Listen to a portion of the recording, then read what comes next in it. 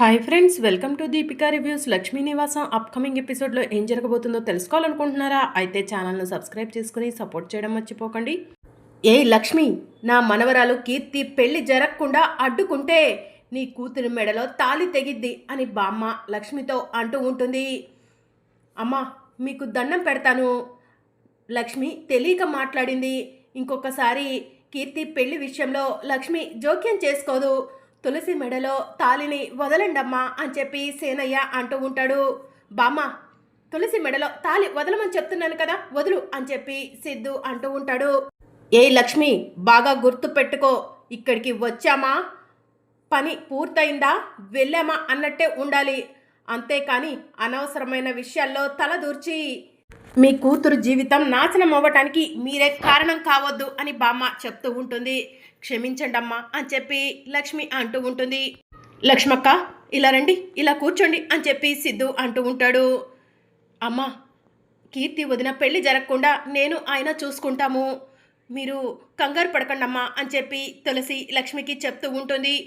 లక్ష్మక్క, కీర్తి కడుపులో మీ ఇంటి వారసుడున్నాడు. అలాంటప్పుడు కీర్తికి పెళ్ళి ఎలా జరుగుతుందక్క? కీర్తి పెళ్లి జరుగుతుంటే నేను చూస్తూ ఎలా ఊరుకుంటాను? ఈ పెళ్లిని ఎలాగైనా ఆపుతాను, కీర్తిని మళ్ళీ తిరిగి మీ ఇంటికి పంపిస్తాను అని చెప్పి సిద్ధు అంటూ ఉంటాడు. కానీ అక్క, మీరు ఈ విషయంలో ఇన్వాల్వ్ అవ్వకండి. అనవసరంగా మీరు ఈ విషయంలో ఇన్వాల్వ్ అయ్యి మా బామ్మ మా నాన్న చేతుల్లో మీరు అవమానాలు పాలైతే తులసి తట్టుకోలేదు. తులసి బాధపడుతుంది. తులసి బాధపడితే నేను చూడలేవనక్క అని చెప్పి సిద్ధు అంటూ ఉంటాడు. సరే సిద్ధు, ఇక కీర్తితో పెళ్లి గురించి అసలు మాట్లాడను అని చెప్పి లక్ష్మి అంటూ ఉంటుంది. ఇక వచ్చిన ముత్తైదులంతా కూడా కీర్తికి పసుపు రాసి బొట్లు పెట్టి పసుపు దంచుతూ ఉంటారు. పసుపు దంచటం పూర్తవగానే మంగళ స్నానాలు మొదలు పెడదాం అని చెప్పి అంటూ ఉంటారు. ఇక లక్ష్మి కంగారు పడుతూ, ఏమండి, ఈ పెళ్ళి ఎలా ఆపాలండి అని చెప్పి అంటూ ఉంటుంది. అల్లుడు గారు పెళ్ళి ఆపుతానని చెప్పారు కదా లక్ష్మి, నువ్వు అనవసరంగా కంగారు పడకు లక్ష్మి అని చెప్పి సేనయ్య అంటూ ఉంటాడు. ఇక మరోవైపు జాను నిద్ర లేస్తుంది. పక్కన ఫిల్లోస్ పెట్టి జానుకి కనిపిస్తూ ఉంటాయి. ఇదేంటి నా పక్కన ఫిల్లోస్ పెట్టి ఉన్నాయి అని చెప్పి జాను ఆలోచిస్తూ ఉంటుంది. ఇక జాను మెల్లగా రూమ్లో నుంచి బయటకు వస్తుంది. భాగ్యం, భాగ్యం, ఒక కాఫీ ఇవ్వు అని చెప్పి జాను అడుగుతూ ఉంటుంది. భాగ్యం జానుని చూసి కంగారు పడుతూ కిచెన్లోకి వెళ్తుంది. ఇదేంటి భాగ్యం నన్ను చూసి కంగారు పడుతుంది, వింతగా ప్రవర్తిస్తుంది ఏంటి అని జాను మనసులో అనుకొని భాగ్యం దగ్గరికి వెళ్ళి, భాగ్యం ఏమైంది, నన్ను చూసి ఎందుకు కంగారు పడుతున్నావు అని జాను సైగలతో అడుగుతూ ఉంటుంది. భాగ్యం కంగారు పడుతూ ఏం లేదు అని చెప్పి సైగ చేస్తూ ఉంటుంది. భాగ్యం నిజం చెప్పు, లేదంటే నా మీద ఒట్టే అని చెప్పి జాను అంటుంది. ఇక అప్పుడు భాగ్యం తన సైగలతో తన బెడ్రూమ్లో విశ్వ ఉన్నాడని చెప్తూ ఉంటుంది. ఏం మాట్లాడుతున్నావు భాగ్యం, నా బెడ్రూమ్లో విశ్వ ఉండటం ఏంటి అని చెప్పి జాను అడుగుతూ ఉంటుంది. నా కళ్ళారా చూశాను అని చెప్పి భాగ్యం సైగ చేస్తూ ఉంటుంది. విశ్వ, విశ్వ అని చెప్పి జాను కోపంగా పిలుస్తూ ఉంటుంది. విశ్వ బయటికి వచ్చి ఏమైంది జాను అని చెప్పి అడుగుతూ ఉంటాడు. రాత్రి నువ్వు ఎక్కడ పడుకున్నావు విశ్వ అని జాను అడుగుతూ ఉంటుంది. అది జాను, అది రాత్రి ఉప్మా తిన్న తర్వాత ఏమైందో నాకు తెలీదు, సడన్గా మైకం వచ్చింది, ఉదయం లేచి చూసేసరికి నీ బెడ్ మీద ఉన్నాను జాను అని చెప్పి విశ్వ అంటూ ఉంటాడు. ఒరే విశ్వ, అసలు ఉప్మా తిన్న తర్వాత మైకం రావటం ఏంట్రా? ఉప్మాలో నువ్వేమైనా కలిపావా అని జాను అడుగుతూ ఉంటుంది. జాను నన్నే అనుమానిస్తున్నావా అని విశ్వ అడుగుతూ ఉంటాడు. ఏమోరా, ఈ మధ్య నీ ప్రవర్తన నాకు చాలా విచిత్రంగా అనిపిస్తుంది అని జాను చెప్తూ ఉంటుంది. జాను, నేను నీ బెస్ట్ ఫ్రెండ్ని, నువ్వు నన్ను నమ్మట్లేదా అని విశ్వ అంటూ ఉంటాడు. ఏమో, ఎవరి ప్రవర్తన ఎప్పుడు ఎలా మారుతుందో ఎవరని చెప్పలేము. నిన్ను చూస్తుంటే నాకు ఏదోలా అనిపిస్తుంది విశ్వ. నువ్వు నేను ఒకే బెడ్రూమ్లో ఉండటం పని మనిషి భాగ్యం చూసిందంట. భాగ్యం షాక్లో ఉంది. ఈ విషయం జైసార్కి తెలిస్తే ఇంకేమైనా ఉందా? విశ్వ, నువ్వు ఇక్కడ ఉంటే ఇంకేం జరుగుతాయోనని నాకు భయంగా ఉంది. ఇక్కడ నుంచి వెళ్ళిపో విశ్వ అని చెప్పి జాను అంటూ ఉంటుంది. అది కాదు జాను అని చెప్పి విశ్వ అంటూ ఉంటే, ప్లీజ్ విశ్వ, నాకు నిన్ను చూస్తుంటే అసహ్యం వేస్తుంది, ఇక్కడ నుంచి వెళ్ళిపో విశ్వ అని చెప్పి జాను అంటూ ఉంటుంది. జైసార్ వచ్చే వరకు తోడుగా ఉంటాను జాను అని చెప్పి విశ్వ చెప్తూ ఉంటే, మర్యాదగా చెప్తుంటే అర్థం కావట్లేదా, పోరా అని చెప్పి జాను అంటూ ఉంటుంది. ఇక విశ్వ బాధపడుతూ అక్కడి నుంచి బయటికి వస్తూ ఉంటాడు. జై లేడని తెలిస్తే జాను ఎక్కడ బాధపడుతుందో, జానుకి ఎట్టి పరిస్థితిలో నిజం తెలియకూడదు దేవుడా అని చెప్పి విశ్వ మనసులో అనుకుంటూ ఉంటాడు. ఇదంతా కూడా జయనందన్ చాటుగా ఉండి చూస్తూ ఉంటాడు. ఒరే విశ్వ, నేను అనుకున్నది జరిగిందిరా. జాను నిన్ను అసహించుకోవాలనుకున్నాను. నిన్ను మెడపట్టి బయటకు జాను చేతే గెంటించాలనుకున్నాను. కానీ జాను నిన్ను అసహించుకొని మెడపెట్టి గెంటేస్తాంది. మ్యాక్సిమం నేను అనుకున్నది అనుకున్నట్టు జరిగిందిరా అని చెప్పి జయనందన్ మనసులో అనుకుంటాడు. ఇక నా పని పూర్తయిపోయింది. జాను నిన్ను అసహించుకుంది కాబట్టి నేను తిరిగి నా స్థానంలోకి వచ్చేయొచ్చు అని చెప్పి జయనందన్ మనసులో అనుకుంటూ ఉంటాడు. ఇక జాను భాగ్యం దగ్గరికి వెళ్ళి, భాగ్యం నీకు చేతులెత్తి నమస్కారం చేస్తున్నాను. ఈ విషయం ఎవరికి చెప్పకు అని చెప్పి అడుగుతూ ఉంటుంది. ఎవరికి చెప్పను అని చెప్పి భాగ్యం సైగ చేస్తూ ఉంటుంది. ఇక మరోవైపు కీర్తికి మంగళ స్నానాలు చేపించడం కోసం అన్ని సిద్ధం చేస్తూ ఉంటారు. ఇక మంగళ స్నానాల కంటే ముందు ఆచారం ప్రకారం చేయవలసిన కొన్ని కార్యక్రమాలు ఉంటాయి. ఆ కార్యక్రమాలు చేయబోతూ ఉండగా కనిష్క ఫోన్ రింగ్ అవుతూ ఉంటుంది. కనిష్క ఫోన్ రింగ్ అవటంతో అక్కడ ఉన్న ముత్తైదులను పక్కకు నెట్టేసి ఫోన్ మాట్లాడుతూ అక్కడి నుంచి వెళ్ళిపోతూ ఉంటుంది. ఇక అప్పుడు ముత్తైదులు చేతిలో ఉన్న రోకలు బండలు కీర్తి పొట్టలో గుచ్చుకుంటాయి. దాంతో కీర్తి అబ్బా అని చెప్పి గట్టిగా అరుస్తుంది. అమ్మ కీర్తి ఏమైందమ్మా అని బసవరాజు అంటూ ఉంటాడు. కడుపు నొప్పిగా ఉంది అని చెప్పి కీర్తి విలవిల్లాడుతూ ఉంటుంది. ఇక నీలిమ వెళ్ళి కీర్తిని గట్టిగా పట్టుకొని కీర్తి ఏమైంది కీర్తి అని చెప్పి అడుగుతూ ఉంటుంది. వదిన కడుపులో బాగా నొప్పిగా ఉంది వదిన, తట్టుకోలేకపోతున్నాను అని చెప్పి కీర్తి అంటూ ఉంటుంది. కడుపులో నొప్పిగా ఉండటం ఏంటి కీర్తి, చిన్న దెబ్బే కదా నీకు తగిలింది అని చెప్పి నీలిమ అంటూ ఉంటుంది. ఏమో తెలియదు వదిన, నొప్పి భరించలేకపోతున్నాను, నా వల్ల కావట్లేదు అని చెప్పి కీర్తి ఏడుస్తూ ఉంటుంది. ఇక అప్పుడు బసవరాజు ఒరే సిద్ధు ఏంట్రా అలా చూస్తున్నావు, డాక్టర్కి ఫోన్ చేయరా అని చెప్పి అంటూ ఉంటాడు. సరే నానా అని చెప్పి సిద్ధు డాక్టర్కి ఫోన్ చేస్తాడు. ఒరే సిద్ధు డాక్టర్ ఏమన్నారా అని బసవరాజు అడుగుతూ ఉంటాడు. కాసేపట్లో వస్తా అన్నారు నాన్న అని చెప్పి సిద్ధు చెప్తూ ఉంటాడు. ఈలోగా కీర్తిని తీసుకెళ్లి బెడ్ మీద పడుకోబెట్టండి అని చెప్పి బసవరాజు అంటూ ఉంటాడు. ఇక తులసి నీలిమ ఇద్దరూ కలిసి కీర్తిని తీసుకొని బెడ్రూమ్లోకి వెళ్ళి బెడ్ మీద పడుకోబెడుతూ ఉంటారు. వదిన బాగా నొప్పిగా ఉందా అని తులసి అడుగుతూ ఉంటుంది. భరించలేనంత నొప్పిగా ఉంది తులసి అని చెప్పి కీర్తి చెప్తూ ఉంటుంది.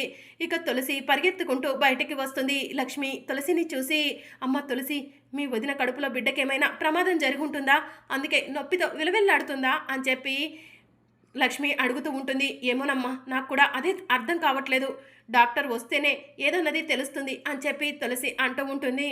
భగవంతుడా కీర్తి కడుపులో ఉన్న బిడ్డకి ఎలాంటి ప్రమాదం జరగకుండా నువ్వే చూడాలయ్యా అని చెప్పి లక్ష్మి దేవుడికి నమస్కారం చేసుకుంటూ ఉంటుంది. ఇదేంట్రా శుభమా అని పసుపు దంచే ప్రోగ్రాం పెట్టుకుంటే ఇలా జరిగింది అని చెప్పి బామ్మ అంటూ ఉంటుంది. కంగారు పడకమ్మా అంతా మంచి జరుగుతుంది అని చెప్పి బసవరాజు అంటూ ఉంటాడు. డాక్టర్ ఇంకా రాలేదేంటి బసవ, పాపం కీర్తి అక్కడ నొప్పితో విలవిల్లాడిపోతుంది అని బామ్మ అంటూ ఉంటే బామ్మ అదిగో డాక్టర్ వస్తున్నారు అని చెప్పి సిద్ధు అంటాడు. డాక్టర్ గారు రండి నమస్కారం అని చెప్పి బసవరాజు అంటూ ఉంటాడు. నమస్కారం అండి, పేషెంట్ ఎక్కడా అని డాక్టర్ అడుగుతూ ఉంటారు. ఆ రూమ్లో ఉన్నారు డాక్టర్ అని చెప్పి తులసి చెప్తూ ఉంటుంది. ఇంకా డాక్టర్ కీర్తి ఉన్న రూమ్లోకి వెళ్తుంది. కీర్తి నొప్పి నొప్పి అని చెప్పి గట్టిగా అరుస్తూ ఏడుస్తూ ఉంటుంది. పేషెంట్కి ట్రీట్మెంట్ చేయాలి, మీరంతా బయటికి వెళ్తారా అని చెప్పి డాక్టర్ అంటూ ఉంటుంది. నీలిమ బయటకు వచ్చేస్తుంది. తులసి నేను ఉండొచ్చా డాక్టర్ అని చెప్పి అడుగుతూ ఉంటుంది. మీరు కూడా బయటికి వెళ్ళండి అని చెప్పి డాక్టర్ చెప్తూ ఉంటారు. ఇక తరువాత కనిష్క నేను తనకి బెస్ట్ ఫ్రెండ్ని, నేను ఉంటాను డాక్టర్ అని చెప్పి అంటూ ఉంటుంది. ఎవరు ఉండటానికి వీల్లేదు, అందరూ బయటకు వెళ్తేనే పేషెంట్కి ట్రీట్మెంట్ చేస్తాను అని డాక్టర్ చెప్తూ ఉంటుంది. దాంతో కనిష్క కూడా కీర్తిని రూమ్లోనే వదిలేసి బయటకు వస్తుంది. ఇక డాక్టర్ కీర్తికి ట్రీట్మెంట్ చేస్తూ ఉంటారు. ఇక్కడ నొప్పిగా ఉందా అని కీర్తిని అడుగుతూ ఉంటే నొప్పిగా ఉంది డాక్టర్ అని చెప్పి కీర్తి చెప్తూ ఉంటుంది. ఇక డాక్టర్ కీర్తికి ట్రీట్మెంట్ చేస్తూ కీర్తి పల్స్ చెక్ చేయాలని చేతిని పట్టుకుంటుంది. అప్పుడు డాక్టర్కి కీర్తి ప్రెగ్నెంట్ అని తెలిసిపోతుంది. ఇక కీర్తి ప్రెగ్నెంట్ అని తెలియడంతో ఇప్పుడు నీకు ఎన్నో నెల అని చెప్పి కీర్తిని అడుగుతూ ఉంటారు. వాట్ డాక్టర్ అని చెప్పి కీర్తి అడుగుతూ ఉంటుంది. నువ్వు ప్రెగ్నెంట్వి కదా, నీకు ఎన్నో మంత్ అని అడుగుతున్నాను అని చెప్పి డాక్టర్ అంటూ ఉంటుంది. డాక్టర్ నేను ప్రెగ్నెంటా అని కీర్తి నొప్పితో మెల్లగా అడుగుతూ ఉంటుంది. అవునమ్మా నువ్వు ప్రెగ్నెంట్, ఈ విషయం నీకు తెలీదా అని డాక్టర్ అంటూ ఉంటారు. తెలీదు డాక్టర్, నేను ఇంతవరకు టెస్ట్ చేసుకోలేదు అని చెప్పి కీర్తి చెప్తూ ఉంటుంది. నీకు పీరియడ్ రాక ఎన్ని మంత్స్ అవుతుంది అని చెప్పి డాక్టర్ అడుగుతూ ఉంటుంది. నాకు రెగ్యులర్గా పీరియడ్స్ రావు డాక్టర్, 5 మంత్స్కి ఒకసారి పీరియడ్స్ వస్తాయి, ఇప్పటికీ 5 మంత్స్ అవుతుంది, ఈ టైంలో రావాలి, వస్తుందేమోనని మార్నింగ్ మెడిసిన్ కూడా వేసుకున్నాను రాకుండా ఆపటం కోసం అని చెప్పి కీర్తి చెప్తూ ఉంటుంది. 5 మంత్స్కి ఒకసారి పీరియడ్ వస్తుంటే డాక్టర్ చేత చెకప్ చేయించుకోవాలని తెలీదా? చదువుకున్న వాళ్ళలా ఉన్నారు, ఇంత మూర్ఖంగా ఎలా ప్రవర్తిస్తున్నారు? 5 మంత్స్ పీరియడ్ రాకపోతే టెస్ట్ చేసుకునే పని లేదా? ఇప్పుడు నువ్వు ప్రెగ్నెంట్వి, నీకు 5th మంత్, నీ కడుపులో బేబీ ఉండటం వల్లే నీ పొట్టకి చిన్న దెబ్బ తగిలినా కూడా పెద్దగా అనిపిస్తుంది అని చెప్పి డాక్టర్ అంటూ ఉంటారు. డాక్టర్, ఇప్పుడు నా కడుపులో బేబీకి ఎలా ఉంది అని చెప్పి కీర్తి అడుగుతూ ఉంటుంది. ముందు మిమ్మల్ని నేను చెక్ చేయాలి, ఆ తర్వాత మీ కడుపులో బేబీ ఎలా ఉందో చెప్తాను అని చెప్పి డాక్టర్ అంటూ ఉంటారు. సరే డాక్టర్ అని చెప్పి కీర్తి అంటుంది. ఇక డాక్టర్ కీర్తికి ట్రీట్మెంట్ చేస్తూ ఉంటారు, కీర్తిని చెక్ చేస్తూ ఉంటారు. కీర్తి నొప్పితో విలవిల్లాడుతూ ఉంటుంది. ఇక డాక్టర్ కీర్తికి ఒక ఇంజెక్షన్ వేస్తారు. ఇప్పుడు నొప్పి ఎలా ఉంది అని చెప్పి డాక్టర్ కీర్తిని అడుగుతూ ఉంటారు. డాక్టర్, ఇప్పుడు నొప్పి లేదు అని చెప్పి కీర్తి అంటూ ఉంటుంది. సరే అమ్మా, నేను మెడిసిన్ రాస్తాను, దాన్ని వాడండి అని చెప్పి డాక్టర్ అంటూ ఉంటారు. డాక్టర్, నా కడుపులో బిడ్డ ఎలా ఉంది అని కీర్తి అడుగుతూ ఉంటుంది. చిన్న దెబ్బ కావటం వల్ల బిడ్డకి ఎలాంటి ప్రమాదం లేదు అని చెప్పి డాక్టర్ చెప్తూ ఉంటారు. ఈ విషయం అంటే మీ ఇంట్లో వాళ్ళకు కూడా తెలియదు కదా, ఇప్పుడే ఈ సంతోషకరమైన విషయాన్ని మీ ఇంట్లో వాళ్ళందరికీ చెప్తాను అని చెప్పి డాక్టర్ అంటూ ఉంటారు.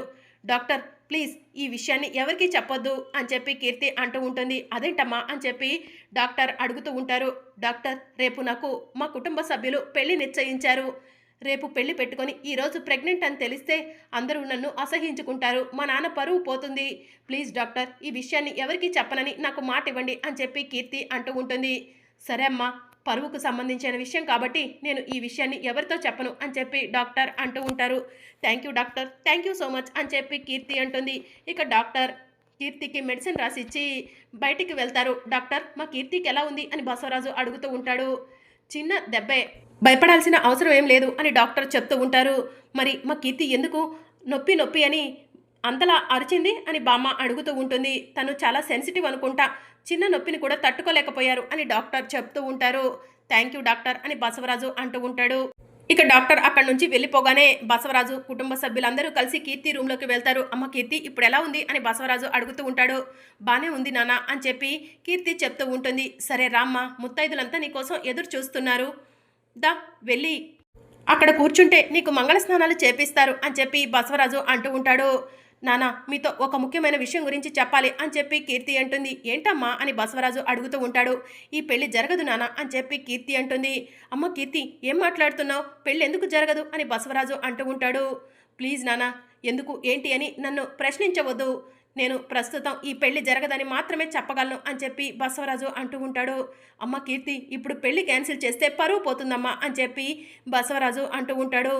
పెళ్లి క్యాన్సిల్ చేసుకోకుండా కడుపుతో ఉన్న నేను మళ్ళీ పెళ్లి పీటలెక్కితే అంతకంటే ఎక్కువ పరువు పోతుంది డాడీ అని చెప్పి కీర్తి మనసులో అనుకుంటూ ఉంటుంది.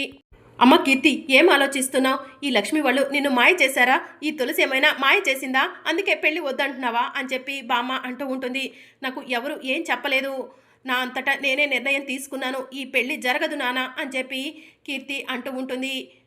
ఇక తులసి, సిద్ధు, లక్ష్మి ఏమీ అర్థం కాక అలానే షాకింగ్గా చూస్తూ ఉంటారు. మరి అప్కమింగ్ ఎపిసోడ్లో ఏం జరగనుందో తెలుసుకోవాలనుకుంటున్నారా? అయితే ఛానల్ను సబ్స్క్రైబ్ చేసుకుని సపోర్ట్ చేయడం మర్చిపోకండి. Thank you for watching.